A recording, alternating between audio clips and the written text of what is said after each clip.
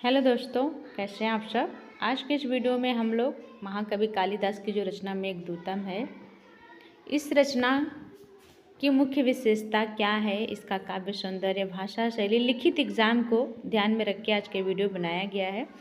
जैसा कि मेघदूतम रचना जो महाकवि कालिदास की रचना है, खंड काव्य और गीत काव्य दोनों श्रेणी में इस रचना को रखा जाता है। इस रचना के शीर्षक, इस रचना के नाम से समझ में आ रहा है मेघ। मेघ से तात्पर्य यहाँ पे बादल से है। दूत मतलब यहाँ पे दूत बनाया गया है, वाहक बनाया गया है बादल को। तो इसकी क्या मुख्य विशेषता है, इसका कथानक क्या है, इसको देख लेते हैं हम। मेघदूतम महाकवि कालिदास द्वारा रचित विख्यात दूत काव्य है। इसमें एक यक्ष की कथा है जिसे कुबेर अलकापुरी से निष्कासित कर देता है। निष्कासित यक्ष रामगिरी पर्वत पर निवास करता है। वर्षा ऋतु में उसे अपनी प्रेमिका की याद सताने लगती है। कामार्त यक्ष सोचता है कि किसी भी तरह से उसका अलकापुरी में लौटना संभव तो नहीं है। कालिदास के इस मेघदूत रचना की बात करें तो इस मेघदूत में यक्ष और यक्षिणी, नायक इसमें यक्ष है और नायिका इसमें यक्षिणी है। इन दोनों की प्रेम, विरह आदि की कथाएं इसमें वर्णित हैं। वह इसमें लिखा है कि इसलिए वह प्रेमिका तक अपना संदेश दूत के माध्यम से भेजने का निश्चय करता है।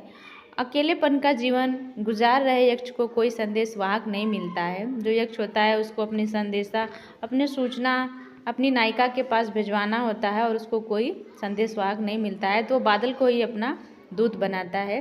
इसलिए उसने मेघ के माध्यम से अपना संदेश विरहाकुल प्रेमिका तक भेजने की बात सोची।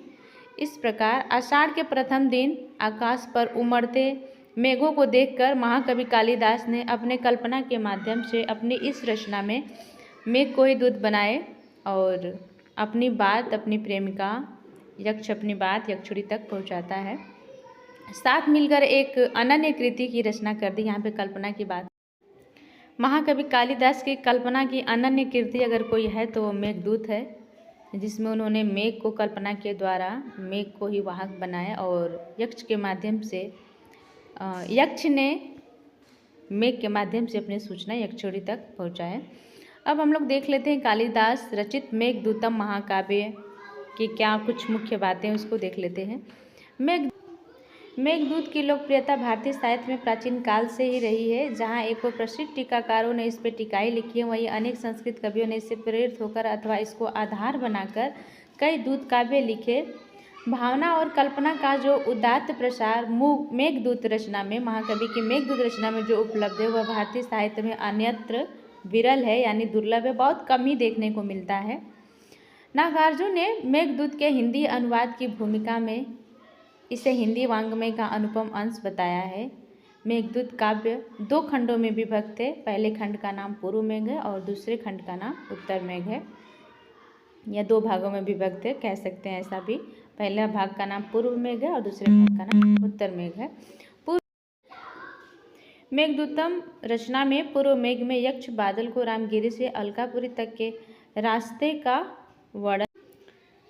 का विवरण देता है। अर्थात पूर्व मेघ में यक्ष ने बादल को रामगिरी से लेकर अलकापुरी का रास्ता जो है उसको बताता है, और उत्तर मेघ में यक्ष का यह प्रसिद्ध विरह दग्ध संदेश है, जिसमें कालिदास ने प्रेमी हृदय की भावना को उड़ेल दिया है। बहुत ही मनोरम चित्रण इसमें देखने को मिला है।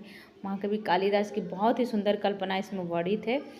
कुछ विद्वानों ने इस कृति को कवि की व्यक्ति व्यंजक यानी आत्मपरक, इनकी खुद की व्यथा, इनके खुद का विरह वर्णन लोग बताते हैं कि ऐसा है कि इन्होंने अपनी खुद विरह वेदना इस मेघदूत में व्यक्त किया है। वह इसमें लिखा है कि इस कृति को कवि की व्यक्ति व्यंजक यानी आत्मपरक रचना माना है। मेघदूत में लगभग 115 पद है, यद्यपि अलग अलग संस्करणों में इस पदों की संख्या में थोड़ी हेर फेर है। इधर उधर थोड़ी बहुत संख्या मिलती है। एक्यूरेट एग्जैक्ट जो होता है वो ऐसी पदों की संख्या इसमें ऐसा नहीं है, निर्धारित नहीं है कि नहीं यही है। कुछ संस्करणों में कुछ अलग रचनाएं पदों की संख्या मिलती है, कुछ में अलग मिलती है पदों की संख्या, तो इसमें मतभेद है। डॉक्टर SK दे के मतानुसार मूल मेघदूत में इससे भी कम 111 पद हैं। शेष बाद के प्रक्षेप जान पड़ते हैं। मेघदूत में विप्रलम्ब श्रृंगार रस देखने को मिलता है। इस मेघदूतम महाकाव्य में वियोग श्रृंगार, विप्रलम्ब श्रृंगार की प्रमुखता देखने को मिलती है। इसमें प्रमुख रसों में विप्रलम्ब श्रृंगार रस प्रमुख है। जिसमें वैदर्भी रीति की सरलता और माधुर्य के साथ उपमा रूपक जैसे अलंकार इस मेघदूत रचना में देखने को मिलता है। और भाषा शैली में नाद सौंदर्य व मंदाक्रांता छंद का प्रयोग काव्य सौंदर्य प्राकृत व मानव मन के एकात्मिक चित्रण में है। और मुख्य विशेषता यह है कि इस मेघदूत रचना की कि एक गीत काव्य दूत काव्य के रूप में वियोग की मार्मिक अभिव्यक्ति प्राकृतिक दृश्यों का सजीव वर्णन तथा भारतीय संस्कृति का चित्रण इसमें प्रस्तुत किया गया है, वर्णित किया गया है। तो महाकवि कालिदास की रचना बहुत ही अच्छी रचना है। इसको कभी टाइम मिले तो आप लोग जरूर पढ़िएगा। अब हम लोग इस मेघदूत रचना में अलंकार का देख लेते हैं, क्या क्या कौन से अलंकार प्रयोग हुए हैं। तो उपमा और रूपक इस मेघदूत रचना का प्रमुख अलंकार रहा है। प्रकृति के तत्वों जैसे नदी पर्वत की तुलना मानव यक्षुड़ी से की गई है। उपमा अलंकार और रूपक अलंकार इस मेघदूत रचना में प्रमुख अलंकारों के रूप में, जिसमें नदी पर्वत की तुलना मानव, जैसे नदी को करधनी से तुलना, रूपक अन्य मानवीकरण, मेघ को दूध बनाना, अतिशयोक्ति वर्णन भी इस मेघदूत रचना में देखने को मिलता है। इस प्रकार से इस मेघदूत रचना में अलंकार की बात करें तो इसमें रूपक अलंकार, उपमा अलंकार, अतिशयोक्ति, मानवीकरण अलंकार का भी प्रयोग इसमें देखने को मिलता है, जिसमें मेघ को दूध बनाया गया है। अब हम लोग इस रचना का काव्य सौंदर्य देख लेते हैं। हेडिंग है इसमें पॉइंट में प्रकृति और मानव का एकात्म, हेडिंग है, पॉइंट बिंदु है। वह प्रकृति जैसे कि मेघ, नदियाँ, पर्वत का चित्रण, यक्ष के आंतरिक भाव क्या क्या थे उस समय, उसकी बात की जा रही है कि मेघ, नदियाँ, पर्वत का चित्रण यक्ष के आंतरिक भाव जैसे कि विरह, प्रेम से जुड़कर होता है।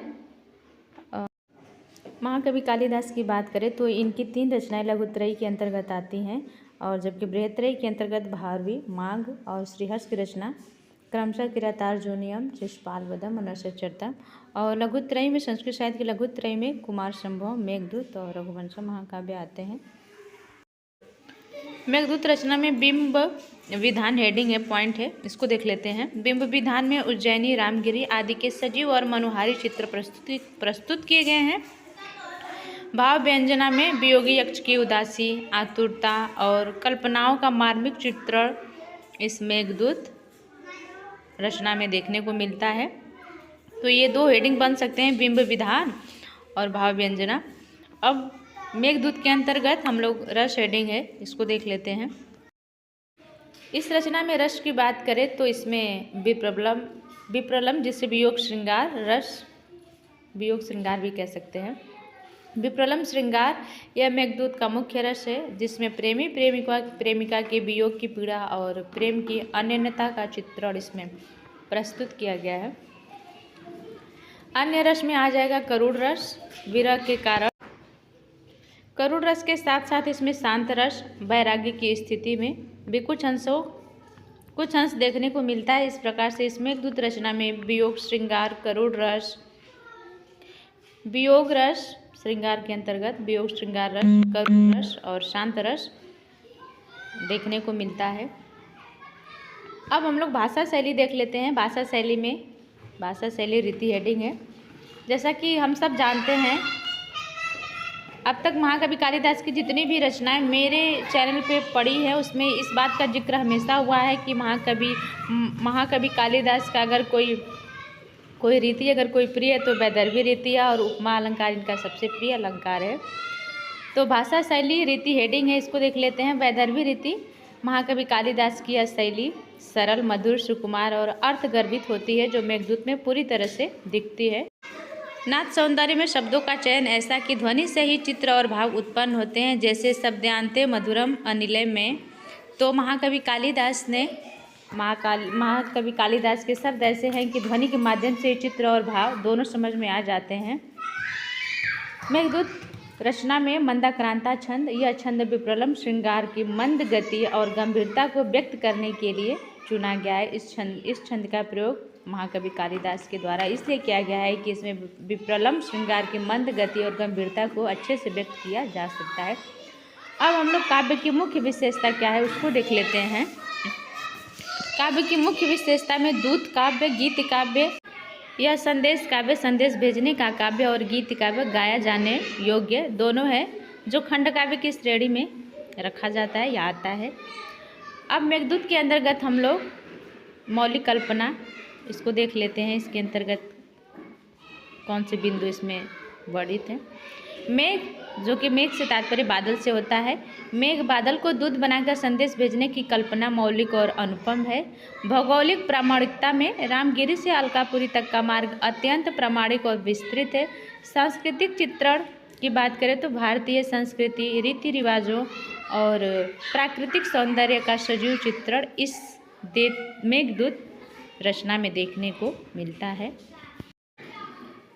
तो इस प्रकार से हम लोग महाकवि कालिदास की मेघदूतम, जो यह दूत काव्य है, गीत काव्य और खंड काव्य के अंतर्गत यह रचना आती है, जिसका अध्ययन हम लोग बहुत ही बारीकी से किए। मेघदूतम जो दूत काव्य है, इसमें इसका कथा सार क्या है, इसमें नायक नायिका, भाषा शैली, रस, अलंकार, भाव, व्यंजना, बिंब विधान क्या रहे हैं, भौगोलिक चित्रण भी इस रचना में देखने को मिला। तो आज के लिए बस इतना ही। वीडियो अच्छी लगे तो प्लीज़ आप लोग चैनल को लाइक, सब्सक्राइब, शेयर जरूर करिएगा। आप लोग का बहुत बहुत धन्यवाद। Thank you.